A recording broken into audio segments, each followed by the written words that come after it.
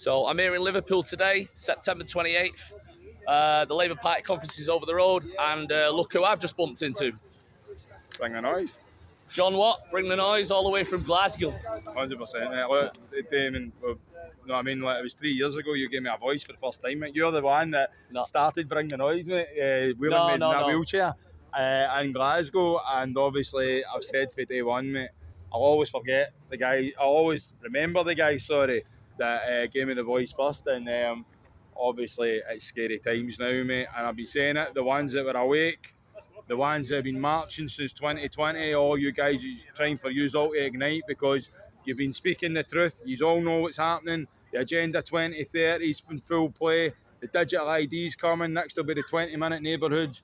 Cashless society, that's it. We're all going to need to stand up, put all differences aside. Nobody cares anymore. It's not about likes or clicks. This is about the future for us all. And I don't care who does it. It's about standing together and Damien, I'm frightened for the future, mate. Yeah, well, John, I've never seen you so tongue-tied. You're so good at public speaking, so I don't know whether it's... You put me on the spot. I don't, is it me? No, listen, don't, like, the Bring the Noise thing, mate, don't be putting that on me, but you've done a great job, mate. I was privileged. I was glad that you could come along and speak that day. So, yeah, it was great to have you there. And I didn't know what you were going to do, but when I got off the phone to you 2 days before, and I said to Ellen, whatever, I said he's going on last before we march because he's going to do something, and that'll always, for me, that's the bottle throwing speech. The bottle throwing speech. Do you know how long it took me to recover from that? My shoulder. Tore his shoulder throwing a bottle on the speech. But that was nothing but pure passion, mate. Yeah. And frustration and anger from what happened to you. Well, remember, I was 14 months in a bed, mate, having my family look after me. So 50 grand we've spent to get better.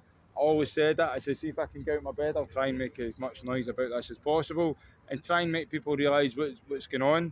And I've been obviously doing a lot more protesting, but every time I've been going to these protests, Damon, I've been telling them there's a bigger thing at play, there's something bigger. This is for the cashless society, this is for the digital ID. COVID was the beginning. Obviously, it's been a plan for a long time. And that is pretty evident at this point. It is scary times, and I've said to you before, there are people we've all had arguments and fallouts with.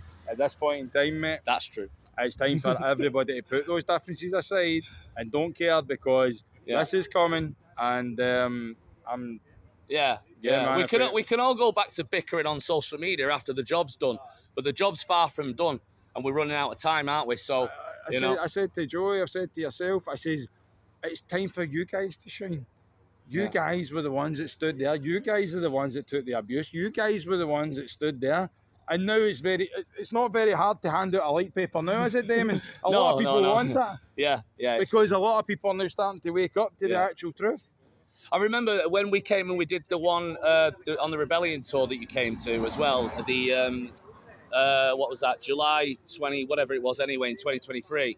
Your speech that day wasn't just on the vaccine injuries that day. It was actually, and I didn't know what you were going to say, but I felt at that time there was a shift in you and your awareness because that speech that day, you started to hit home on a lot of other things, and you've gone from, obviously your journey now. You're just like, you're so.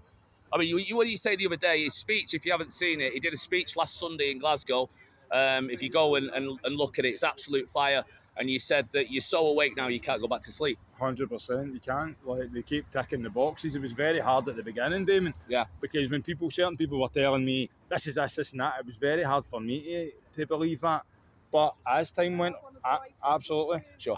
As time went on, you started to see them tick the box, and you started to see it.